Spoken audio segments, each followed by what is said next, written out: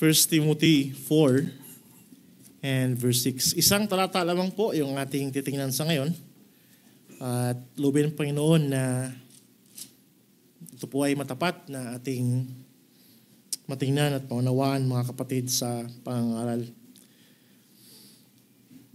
1 Timothy 4 and verse 6. Sa Tagalog po, kung ituturo mo sa mga kapatid ang mga bagay na ito, ikaw ay magiging isang mabuting lingkod ni Kristo Jesus na pinalusog sa mga salita ng pananampalataya at ng mabuting aral na iyong sinusunod. Purihin po ang Diyos sa pagbabasa ng kanyang salita. Ang kagandahan mga kapatid sa serye ay continuous yung ating flow ng pagtuturo at pangangaral. Matingnan po ng maigi yung bawat aspeto, ang gulo ng passage, yung mga lalabas po ng subject at tema, no? Ng mga topics, kaya natin makita, ma-encounter po sa ating maingat na pagsubaybay sa mga talata. Ay mayat-maya, mapansin mo na sa bawat pagtuturo po nito ay talagang mayroong impact din po sa atin sa biyaya po ng Panginoon. Kaya kung mayroong mga halimbawa, kung mayroong mga paliwanag na minsan ay masasabi natin na ako yung tinamaan nito, hindi po yan intentional.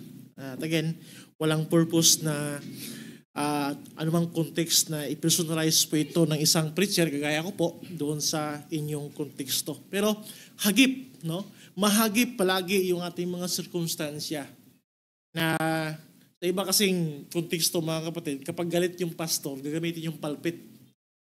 At doon nyo po ibulalas yung kanyang damdamin laban doon sa tao na kanya nakausap na maaaring may conflict sa kanya.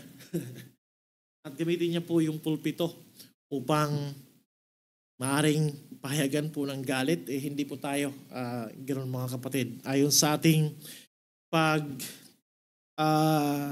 evaluate yung ganong uri po ng pangangaral na hindi mo makumpronta yung tao ng harapan, yun po anong Tagalog sa kwan? Karuwagan. Hindi po yun katapangan. Bagamat sumisigaw yung iba, pero yun po karuwagan. Mainam po na i-private pag-usapan yung mga ganong detalye. Dahil, nabanggit ko po yan bilang preface po dahil maaring yung inyong mga personal na circumstansya ay lapat nitong passage po nating pag-usapan sa ngayon, lalo na doon po sa mga nagkonsidera ng direksyon po sa buhay pananampalataya, buhay iglesia, at maaring ikaw po ay patuloy na ginagabayan po ng Panginoon. So yan yung ating titinan mga kapatid, tayo na mga mananampalataya o kaya sino man na magsabi na ako ay tutungo sa isang iglesia. Ang pamagat po na binigay ko kay Brother Mario ay ang dapat asahan ng mga mananampalataya sa pangunahing ministeryo ng iglesia. Yung expectation po, ano ba yung ating dapat i-expect sa ministeryo ng iglesia? Pangunahin doon sa sinasakupan po nito. At mga kapatid, isa po yan sa diin ni Paul. At alam po natin, bagamat yung kausap ni Pablo po dyan ay direktahan po kay Timoteo bilang tumatayong leader, tagapangasiwa sa iglesia po ng Efeso upang ayusin ito. Pero sinadya ko na i-contextualize sa context kumbaga sa sitwasyon po ng church dahil yung role ni Timoteo, yung kanyang panagutan, yung kanyang panawagan ay para din naman po sa iglesia. Kaya nga siya tinawag ng Panginoon upang maging protege, disciple ni Paul para ayusin po yung gawain ng Panginoon sa context ng church. Bagamat directed kay Timothy yung panawagan po dito sa verse 6 mga kapatid, pero ating ilagay sa sitwasyon po natin bilang isang lokal na iglesia. At inyong makita, obvious po sa verse 6 sa yung teaching ministry. Kung mayroon mang agarang sagot sa ating tanong, ano ba ang dapat i-expect ng mga tao, ng mga mananampalataya sa ministeryo, pangunahing ministeryo ng iglesia, pangunahin doon at isa doon yung teaching ministry, pagtuturo, kaya pangangaral ng salita ng Diyos. Okay? Inyong mapansin po dyan sa talata, mga kapatid, na talagang bungad pa lang, umpisa pa lang, nandun yung kataga na ituturo mo ang mga bagay na ito. Ituturo mo sa mga kapatid ang mga bagay na ito. At mayroong actually ginamit ni si Paul na mahalagang figure o magandang larawan po sa isang iglesia na mayroong matapat na tagapangaral. Ang sabi ni Paul dyan, yung kataga po na kung gawin po yung matapat na pagtuturo sa mga kapatiran, ang sabi ni Pablo, ikaw ay gumaganap ng isang pagiging mabuting lingkod ni Kristo. Ay napakagandang usapin po yan, mga kapatid. Ang sukatan pala sa isang faithful ministry, either sa church man, sa members man, o kaya sa mismong leadership ng church o sa pastor ng mga pastors po ng iglesia, ay may kaugnayan po sa kaniyang pagtuturo o panawagan sa pagtuturo. At ditong passage na ito, dalawang requisite po yung ating titingnan sa isang matapat na ministeryo ng church kaugnay sa pagtuturo. So inyong napansin, no? Hindi ang iglesia dapat maging pangunahin sa kawang gawa. Bagamat, mandato po yan. So ating lagyan po ng degree of importance and priority ang buhay at ministeryo ng iglesia na mamayagpag po ang pagiging mataas at pangunahin po ng pangaral at pagtuturo ng salita ng Panginoon. The rest po ay magsilbing secondary, bagamat mayroong kanya-kanyang kahalagahan at tamang pagsaayos ng mga maraming ministeryo ng iglesia, pero primarily po, itong pagtuturo at pangaral ng salita ng Diyos ay dapat hindi ito ma-marginalize. Marami pong mga grupo na abala sa maraming bagay but mayroong negligence pagdating po sa pangangaral at pagtuturo ng salita ng Panginoon. At yan po'y diniin ni Pablo. After na tinatalakay ni Pablo yung mga bulaang pagtuturo, bumaling si Pablo kay Timoteo, mga kapatid. Upang hindi lang puro puna si Paul o hindi lang puro puna ang ministeryo ng iglesia, ang ministeryo ng ebanghelyo, hinatak ni Pablo si Timoteo dito po sa ating passage, no? Dalawang requisite po isang faithful teaching ministry sa church na dapat hanapin, i-expect ng mga tao at ng mga manampalataya sa iglesia. One, ito ay responsible teaching ministry of the church leadership. Responsableng ministeryo ng pagtuturo mula po sa mga tagapanguna ng iglesia. At pangalawa, mas maiksi yung pangalawa. Pangalawang ating expect din po sa teaching ministries church ay we must prioritize the spiritual well-being of the brethren. Ganun pala, pastor. Mayroon palang degree pala ng specialty or priority kung sino dapat turuan. At faithful din po yan na order pagdating po sa buhay ng iglesia. Nauuna po yung mga kapatid. At yan yung sabi ni Paul, kung ituturo mo sa mga kapatid ang mga bagay na ito, ikaw ay magiging isang lingkod ni Kristo Jesus. So ating unahin yung nabanggit ko nung una, responsible teaching ministry of church leadership. Sa umpisa pa lang, talagang hinighlight ni Paul si Timothy. Malinaw na ang tinutumbok ni Pablo ay yung tumatayong tagapanguna po sa lugar ng Efeso. At this time ay ang kanyang sugo na si Timoteo. If you, Timothy, put these things before the brothers. Sa kabila po ng napakalawak na concern ni Paul sa kabuuan ng iglesia, kasi gusto ni Pablo po na mareforma yung church doon sa Efeso mula po sa mga maling mga pagtuturo, maling mga at bulaang tagapagturo, makorek, matawagan po sa pagsisisi, at manumbalik sila sa tamang landas. Kundi sila po ay maaaring mawala sa iglesia dahil sila nagtuturo ng salungat sa mahusay at pagiging sentro ng ebanghelyo ng ating Panginoon Hesus. Yung paghatak po ni Pablo kay Timoteo, mga kapatid, Inyong pansin po yan sa entire letter po ni Paul. Na bagamat malawakan yung address niya, pero paminsan-minsan at paulit-ulit, tinutumbok niya. Ginawang spotlight niya si Timothy. Halika muna dito. Yan yung diin po sa verse 6, mga kapatid.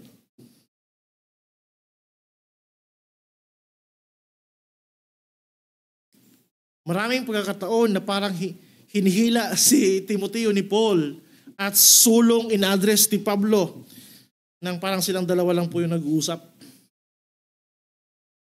Ibig sabihin, sa buhay po ng iglesia, yes, mayroong leaders, mayroong mga pastors, mayroong congregation. But in terms of degree ng panagutan, kung paanong ganyan yung tono ni Paul, mayroong pong higit na panagutan ang sino mang gumaganap sa papel po ng pagtuturo. Kaya napakalaking hamon ito sa part po ng leadership ng iglesia na dapat din pong i-expect natin na nasa congregation. Malinaw sa banal na kasulatan, mga kapatid, na ang Diyos ay matapat po na magsulit sa bawat Kristiyano balang araw. Hindi po upang parusahan, but in terms of degree ng reward ng blessedness sa kaluwalhatian. Mayroong pagsusulit. Magbigay husay tayo sa Panginoon sa muling pagbalik ng ating Panginoon Hesus. Pero isa sa malinaw na pinapakita din po ng Scripture, mayroong higit po at mas istriktong sukatan kung paano suriin yung mga leaders po ng church. Parang yung mga pastors ay kabilang na po dito, mga kapatid. Kaya aramdam natin yung madalas na pagkot ng atensyon ni Paul kay Timothy.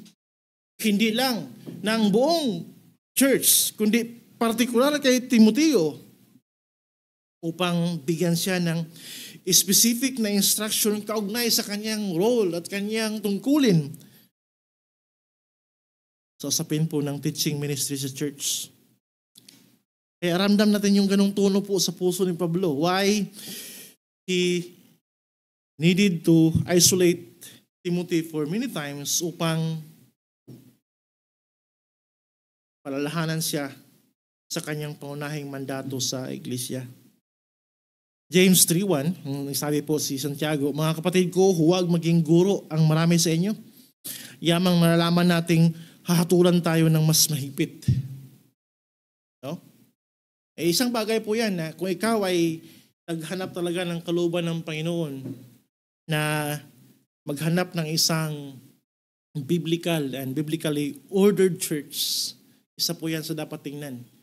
Hindi po yung physical o external lang po ng mga features ng iglesia, kundi particular po sa teaching ministry. Kabilang na po dyan yung sino yung mga nilagay po ng Panginoon o nilagay po sa iglesia na tagapanguna. And yet, kabilang po ito sa, kumbaga, napapaloob na akala ko ba ang pagpapastor ay isang isigulaki lang po na uri ng panawagan sa church dahil walang nahanap na ibang trabaho, magpastor na lang. Sa Tagalog, yung dong sa amin, yung bunso eh.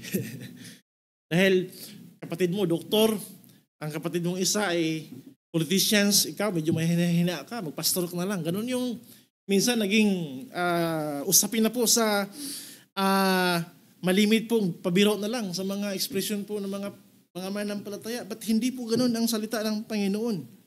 Kaugnay po sa panawagan ng paglilingkod sa Ebanghelyo bilang particular po sa mga ministerial calling, mga kapatid.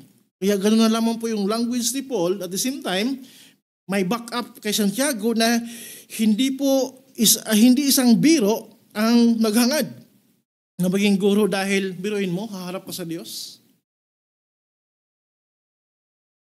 At sa mga katuwid, mayroong higit na panagutan ang leaders ng iglesia sa usapin po ng kaluluwa ng congregation.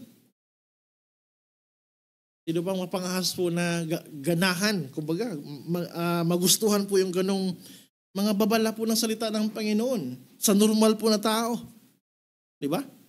Kung mayroon mang takot, tama lang na magkaroon po ng banal na pagkatakot.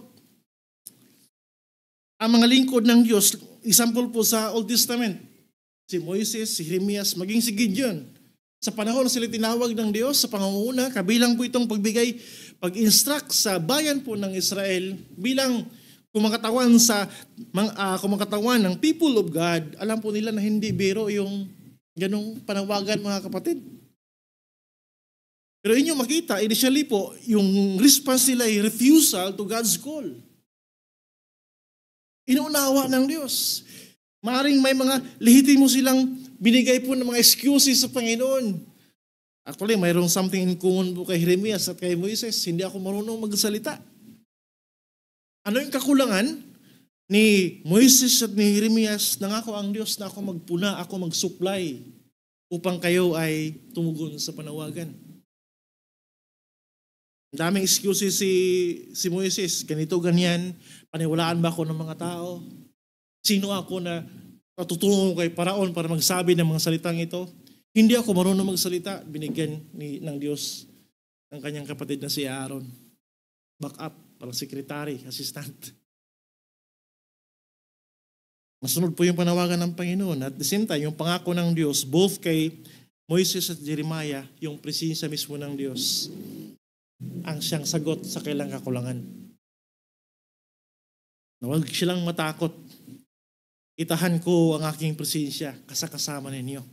Pero inyong makita, mga kapatid, hindi po, tawag dito, hindi madali sa part ng mga Old Testament saints ang tumugon kaagad sa papel ng pangunguna sa mga tao.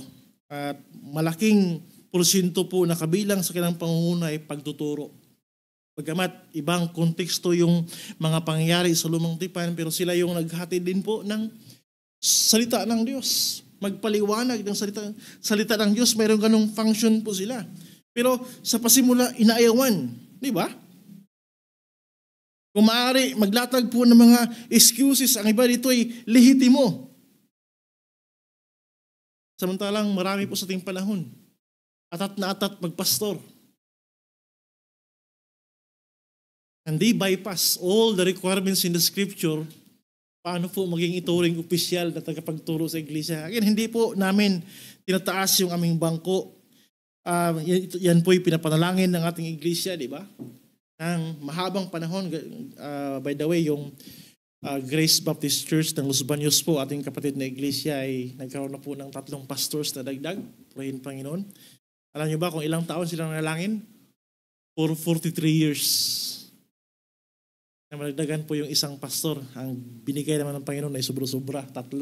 Nirecognize po ng church at last Sunday ay nagkaroon sila ng ordination. Sa loob po ng 43 years, mayroon ng katuwang yung nag-iisang pastor sa mahabang panahon sinagot ng Diyos. Bakit? Napakahaba. Alam po natin, yung pinanindigan po natin as Reformed Baptist, ayon sa salita po ng Panginoon, na hindi ito kagaya ng trabaho po sa lipunan. Magbagay ka ng credential, resume, experience, okay na. At puna po yan sa ating panahon po, sa ating generation na napakaraming mga tao na taliwas doon sa refusal nating unang makita po sa Old Testament na pag sinabing tatawagin upang manguna, upang magturo, dahil muna Panginoon. Hindi yan basta-basta na panawagan. At ang palaging recognition sa sarili, who am I? Kaya napalaking question ito sa mga tao na atat tatayo sa harap, magturo. Nakakalungkot, they bypass the prescribed requirements, qualification po ng Scripture, yung scrutiny ng training dapat sa isang naghangad po ng mahusay na gawain ng Ebanghelyo. Pero dahil ano man yung mga sirkumstansya, naging leader po ng iglesia, but biblically unqualified. Dahil hindi po ginagalang yung mismong gabay na binigay ni Paul kay Timothy. Di ba? Hindi po ganyan. Bagamat isang maaring magandang hangarin po ang pangunguna sa gawain po ng Panginoon, pero hindi po ito ura-urada. Na ikaw ay maging representative po na guro sa isang lokal na iglesia na mayroong basbas ng Panginoon kasabay po ng pagkilala ng congregation.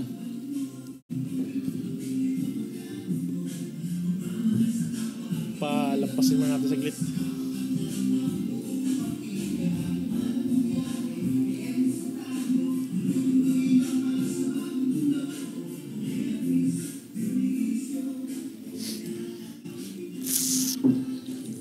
Alam niyo po isa sa mga influential sa history sa Reformation, si Dr. Martin Lloyd-Jones, isang mahusay na mangangaral at siya yung Bible school niya o yung seminary niya ay pinagbasihan po ng ating seminary o Bible school sa Cubao, ang Grace Ministerial Academy.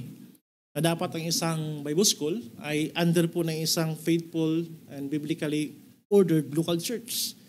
Hindi ito pag-ari ng isang denomination lang.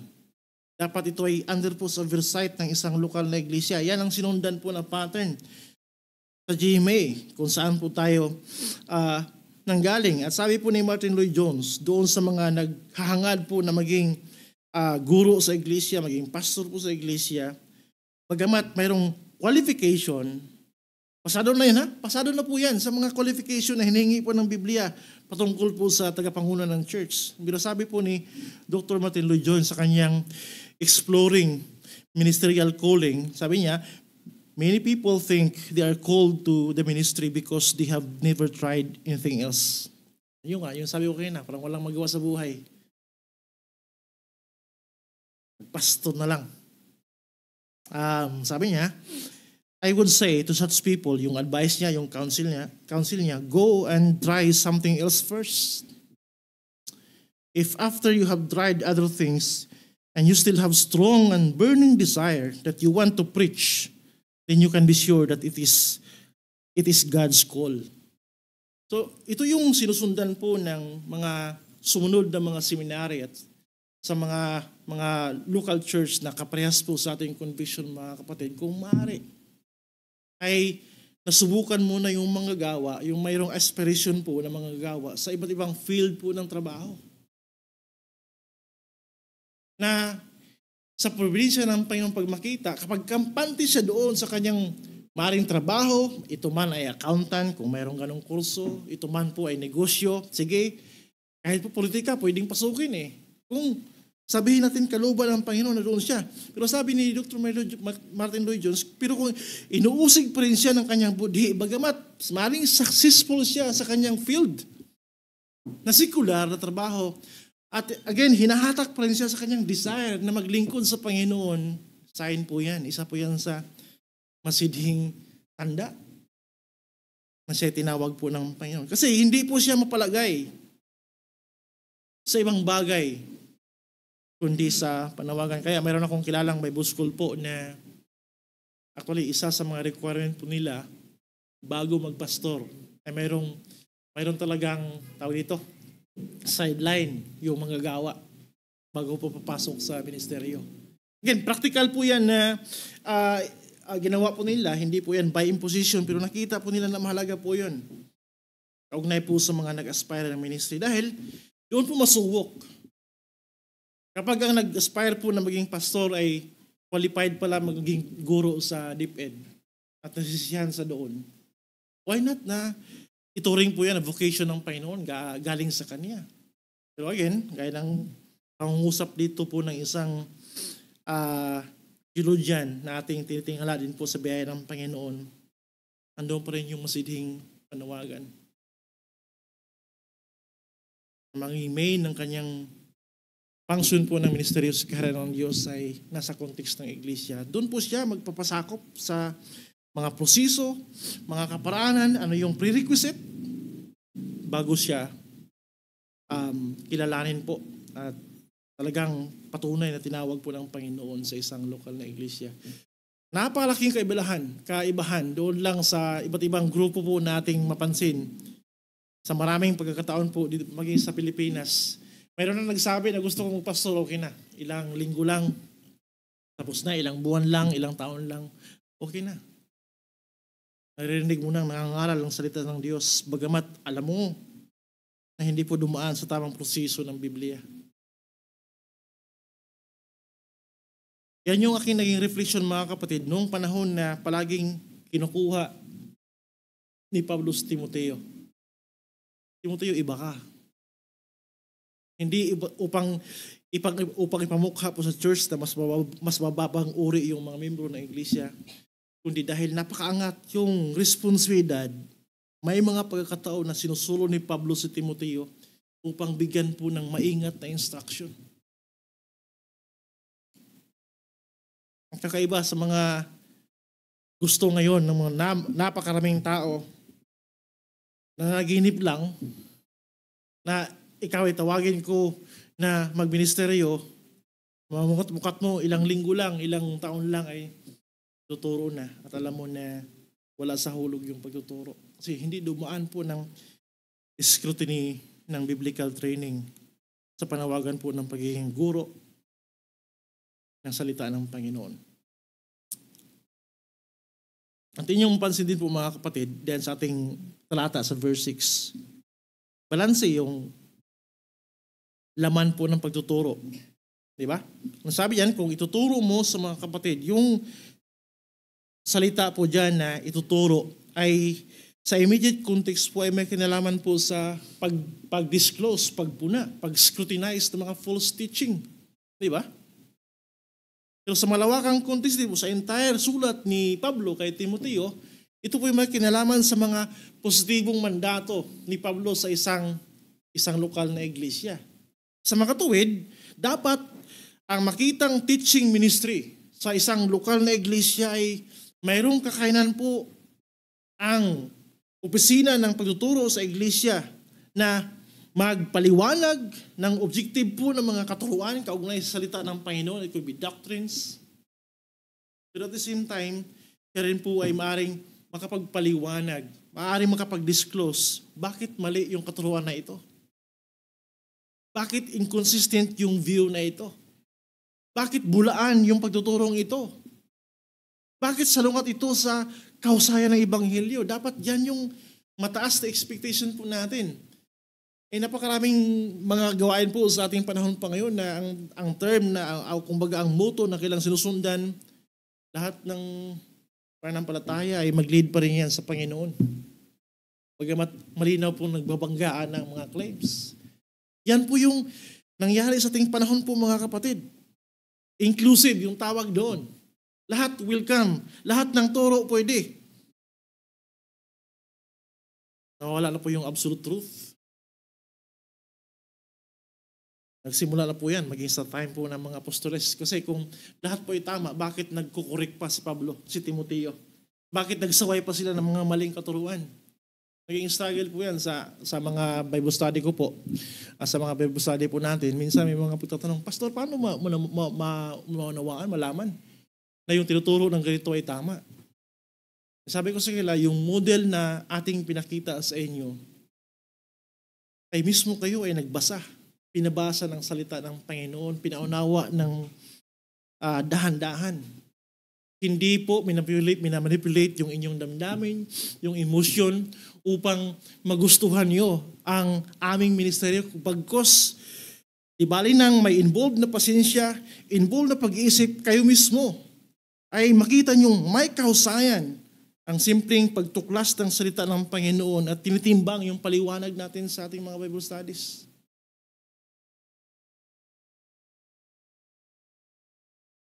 Scripture pa rin dapat yung sukatan.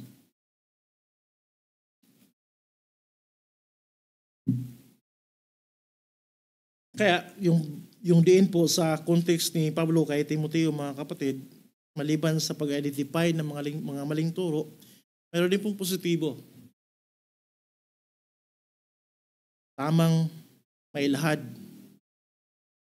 at may paliwanag yung mga positibong katuruan po ng salita ng Panginoon. So in other words, ang isa sa mga ating i-expect sa isang faithful teaching ministry sa church, it must be a teaching that is formative, first of all, yung mga positibong Diyos sa buhay na at pangalawa, formative teaching ministry na pangalawa po ay yung corrective teaching ministry. Kapag ang isang iglesia ay ang marinig mo lang po ay puro tanggap at tolerant masyado sa mga napakaraming nagsilabasang turo na bago sa ating panahon, hindi mo makita sa unang panahon, delikado po yun. Alam niyo ba na ang katuruan po ng salita ng Diyos, ang mga paliwanag ng salita ng Diyos, ang pakahulugan ng salita ng Diyos, hindi po ako maaring mag-angkin na sa akin lang po nangyari, first time. At sabihin ko na yung aking pagkaunawa sa salita ng Panginoon, unique sa akin. At ngayon lang ito nangyari. Hindi ito nangyari sa nakalipas. Kayabangan po yun. Di ba? Napansin nyo, dagdag doon sa nabanggit po ni Pablo sa 2 Timothy 3:16-17. Ang sabi doon, itong balancing paraan po ng pagtuklas ng salita ng Diyos, mayroong formative na pagtuturo, instruction, mayroon din pong corrective sa mga maling katuruan. Dahil yan yung likas po ng scriptures na dapat i-emulate din po ng isang iglesia na mayroong teaching ministry. 2 Timothy 3:16-17, ang lahat ng mga kasulatan ay kinasihan ng Diyos at mapapakinabangan sa pagtuturo, sa pagsaway, pagtutuwid, at sa pagsasanay sa katuwiran upang ang tao ng Diyos ay maging ganap na sasangkapang lubos sa lahat ng mga gawang mabuti. Yung church na hindi po nagpupuna ng mga maling turo, delikado po yun. Hindi po yun apostolic na pattern po ng iglesia. Bagamat may pag-ibig upang hindi po ang mga tao malis sa mga maling katuruan at hindi mapahamak. Kaya mayroong biyaya, mayroong concern, mayroong pagmamahal. Pero balanse po yan. Ang teaching ministry sa iglesia ay tinutuklas kung ano yung nilalahad po ng Panginoon, pamagitan po ng mga apostol, at ano yung binigyan tayo ng babala ng mga maling katuruan at mga bulaang tagapagturo. Dagdag po na ating pansinin, andin itong una ng responsible teaching ministry of church leadership, mga kapatid. Inyo makita sa verse 6, in-encourage po ni Paul si Timothy na magsanay. Di ba? Kung ituturo mo sa mga kapatid ang mga bagay na ito, ikaw ay maging isang mabuting lingkod ni Kristo Jesus na ito yung qualification, o qualifier na pinalusog sa mga salita ng panampalataya at ng mabuting aral sa inyong sinusunod. Hindi po huminto. Nag-represent po na guro sa isang lokal na iglesia, magpahasa, lalo pong lumago sa pagsasanay, pag-orient ng kanyang sarili, pag-update ng kanyang sarili, maging sa paglago po ng pagkaunawa sa salita po ng Panginoon. At yung significance nito, mga kapatid, na hindi po maging palalo sa Timoteo. Timoteo, may kaloob ka na mangaral, may kaloob ka na manguna, sapat na yan. Ang encouragement ni Paul, mayroong nauna sa'yo. Mayroong nauna sa iyo na mga manggagawa sa pananampalataya at establish na yung katotohanan na nauna sa iyo, Timoteo. Igalang mo yun. Isang claim po ng mga modernong preachers po ngayon, yung mga dating natuklas na mga katuruan nung unang panahon ay ancient na po yun. Luma na po yun. Hindi na daw applicable sa ating panahon. Napakamaling pag-akala po nila. Yan ngayong safeguard eh. Di ba? Yung pattern na sinabi ni Pablo dito, sa verse 6, na pinapalusog sa mga salita ng panampalataya at ng mabuting aral na iyong sinusunod. Ganun po kaganda. Practically speaking po, yung buod ng panampalataya na mayroon tayo sa ating kapahayagan. Hindi po exclusive yung katotohanan nitong presenting panahon lang. Ang Diyos ay kumikilos na sa kasaysayan. Ang Diyos ay nagpahayag na sa kasaysayan. Isang biyaya yung ating makita, yung providensya at wisdom ng Panginoon mula po sa panahon ng mga apostol, paano umusad ng may katapatan ng Ebanghelyo sa mga matapat po na mga tagapagturo at matapat na iglesia. Kinikilala po natin yan. Isang kayabangan na sabihin natin, no, unique po yung panahon natin ngayon. At hindi na obra yung mga paraan at yung mga paliwanag dati sa Scripture. Napakalaking kamalian. mayroon pong unity ang truth ng scriptures mula pa noon hanggang sa ngayon. Ang hindi po panumbalik sa nakaraan, yan po yung nangyari po sa maraming cultic na mga grupo. Kaya napaka-taas yung standard, mga kapatid, ng teaching ministry sa iglesia na hindi ito, again, gamitin ko yung salitang kanto, ura-urada. At yan po yung nag-require sa atin by implication na yung teaching ministry sa church na maaaring ni-represent po ng mga pastors o pastor na iglesia, siya rin po ay isang student ng history. In terms of doctrine, in terms of church history, lumalago dapat. Kaya kung bakit yung iba na bago po sumalang sa magpastor ay dumaan po ng 10 taon ng pag-training. Hindi tayo kagaya ni Charles Spurgeon na sobrang gifted. No? Pero alam niyo ba, si Charles Spurgeon din, bagamat hindi dumaan ang formal training po sa church, ay grabe yung kanyang pag-aaral, pagtuklas sa available po na means na binigay ng Diyos sa kanyang panahon. Kaya hindi siya naiiwan kahit ng mga pastor na dumaan po ng seryosong training. Kaysa, marinig mo yung mga minsan balita, ilustrasyon na ang pastor tumayo sa pulpito, tapos ang paraan po ng paghanap ng teksto at pangaral ay ganyan. Ay ito, dito tayo mangaral. Nakakalungkot. Kamakailan lang po, may kausap akong isang pastor po ng evangelical. At minsan sa aking pag-uusap, ako ay nagpaalam dahil meron akong gawin na paghanda. Pastor, mauna muna ako dahil meron akong preparation pa for Sunday. Sabi niya, bakit ka pa maghanda? Parang anong tawag doon sa ginagawa ng mga teachers? Parang lesson plan lang yan ah. Bakit ka pa maghanda? Pabalik-balik mo na, nauulit mo na yung mga pagtuturo ng Biblia, parehas lang naman yung parang common na mga topics. Pero mo yun? Yan ba yung puso ni Pablo? Yan ba yung puso ni na gusto niyang iiwan kay Timoteo? Walang tigil na pagsasanay. Maliban po sa personal discipline ng pagbabad sa salita ng Panginoon, pagkonsulta sa mga wisdom na na-establish na po, pinagkukumpara yung mga paliwanag, inaayos upang maintindihan po ng congregation dahil hindi biro ang pagtuturo. Once kasi na magturo sa iglesia publicly at i-take po yan ng bawat isa sa congregation bilang salita ng Diyos. Nakataya po yung panagutan kung sino po yung nagturo. Kaya kailangan po maghanda. At hindi lang po basta-basta maghanda, maingat ng paghanda.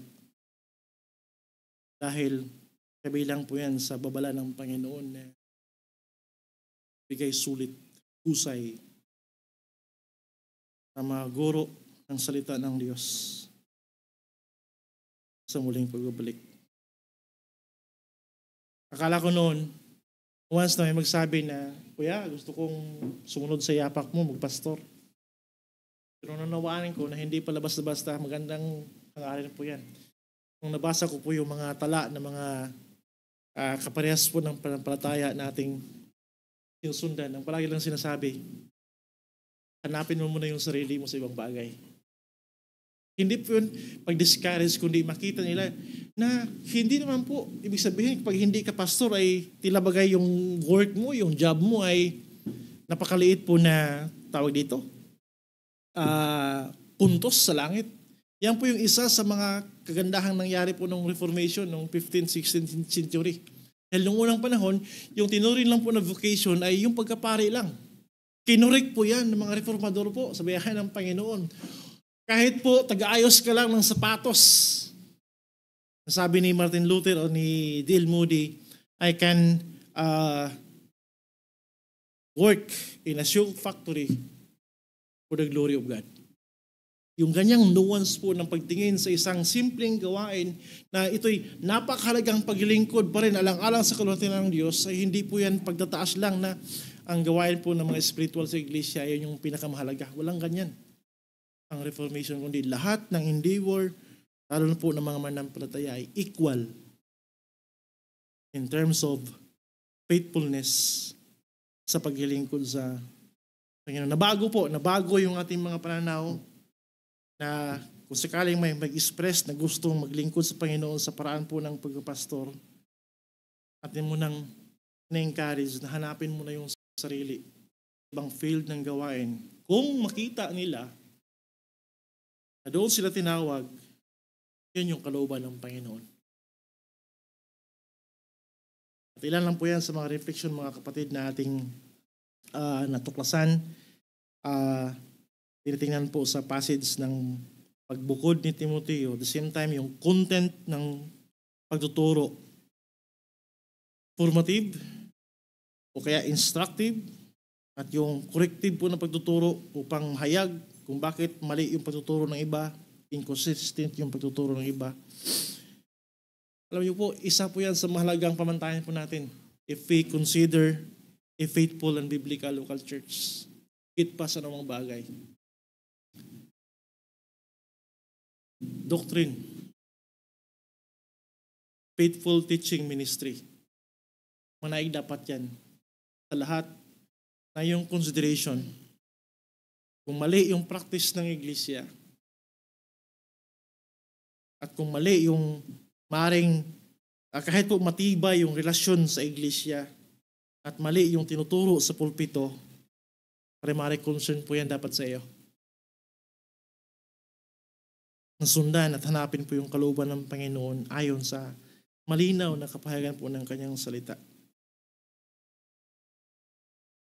At pangalawa, mga kapatid, na dapat i-expect sa isang teaching ministry sa church ay yung pag-prioritize to prioritize the spiritual well-being of the brethren. Malinaw po yan sa ating nabasa na passage, mga kapatid. Sa mga katuwid, sabihin ko sa inyo, ang ministeryo labas sa iglesia is always, and they are always secondary.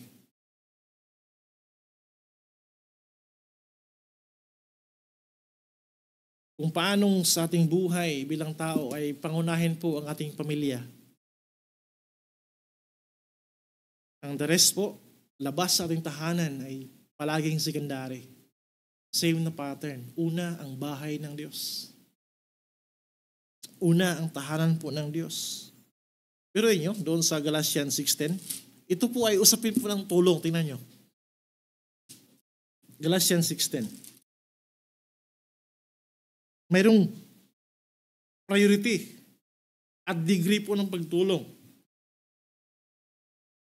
Sa kahuli-hulihan, patuloy kayong magpalakas o magpakalakas sa Panginoon. Ay, piso pala to.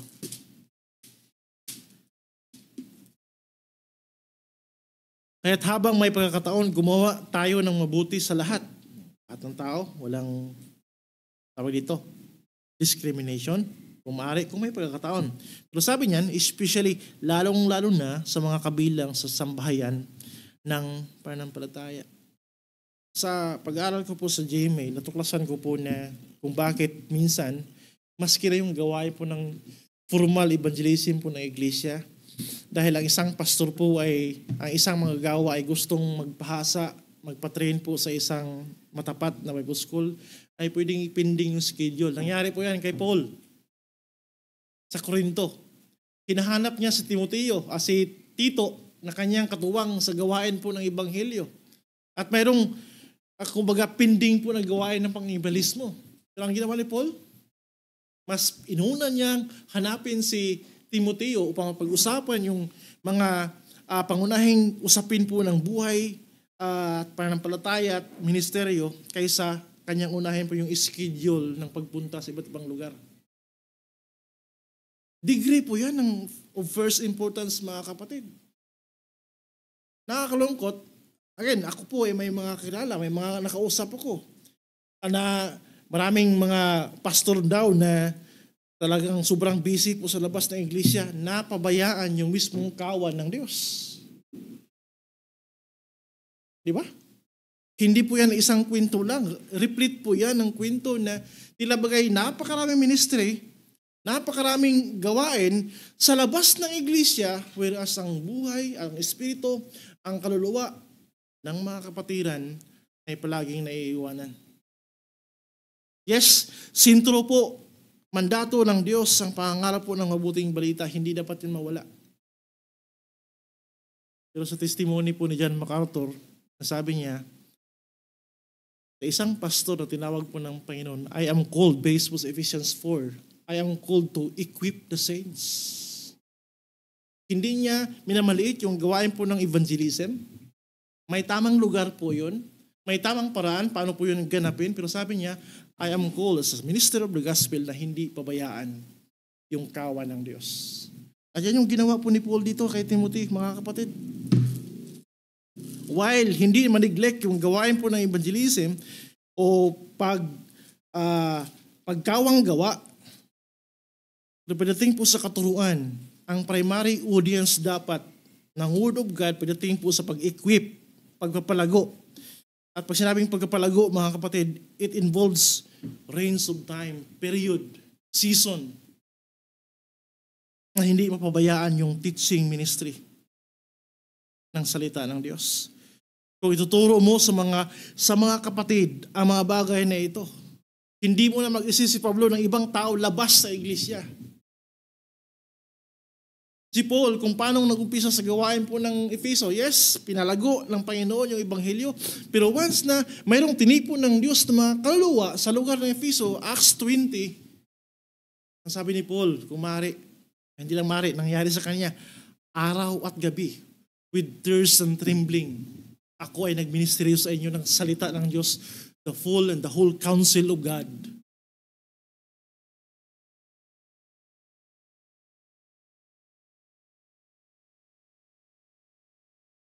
Kaya maging maingat din tayo minsan dahil madaya yung napakaraming gawain, program dito, program doon, kahit saan.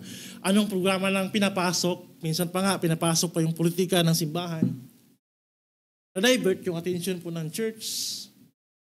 Pero maraming mga kaluluwa na mga karnero ng Diyos, mga tupa ng Diyos na struggling.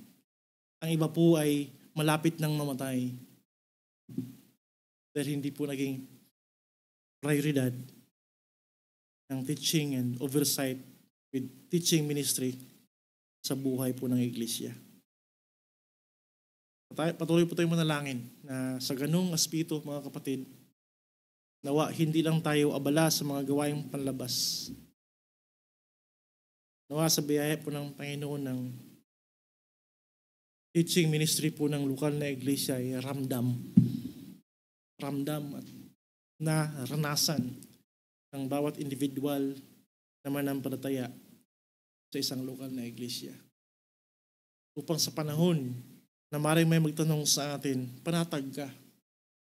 Nasasapin po ng buhay, paglago sa pananampalataya, hindi mapabayaan yung kaluluwa ng mga tao na gusto mong ilapit sa Panginoon, pinapanalangin. Hindi po puro activity ang gawain po ng church. Ito po yung pagpapalago patungo sa wangis ng ating Panginoon Hesus. At walang ibang paraan na malubha at kinukumit ng buhay ang mga mangaral maliban po sa pagbabad ng salita ng Panginoon. Dahil ito yung secret, mga kapatid. During sa times po ng mahigpit na pagsubok, trials, persecution, problema sa buhay, minsan ang relasyon po ay hindi kayang tawag dito, magpalakas. Sa panahon po ng kagipitan, only the word and the promises of the gospel ang kayang magpalakas po sa atin kung the rest po ay hindi kayang mag-sustain sa atin. But because you are convinced of the word of God and its faithful ministry na iyong naranasan sa buhay po ng iglesia, na ang mismo ang Diyos ang nag-qualify po nito. Yung mga ganong senaryo po ng buhay ay lalo pang nagpatatag sa iyo. Dahil hindi ka po sinustain ng iyong emosyon, kundi nakatindig ka sa malinaw at naunawaan mong katotohanan. Dagdag pala na babala, no? Malaking tulong yung social media. Malaking tulong po yung mga preaching and teaching, mga reading sa social media, mga reform materials sa online. At huwag mong ihambing ang kahalagahan po ng lokal na iglesia. Hindi mo kilala yung mga tao doon. Hindi mo nga na-meet yung mga sikat na mga preachers doon. Bagamat, yes, ginagamit ng Panginoon. Pero yan yung significance kung bakit may local church. Kilala mo ang mga kapatiran. Kilala mo rin yung maring ginamit ng Diyos upang tayo sabay-sabay na lumago sa pag-usad sa pananampalataya. Yes, with all weaknesses and struggle, pero hindi tayo pinabayaan ng Panginoon dahil bukas at pinaunawa sa atin ang kanyang salita ng may pasensya, may disiplina.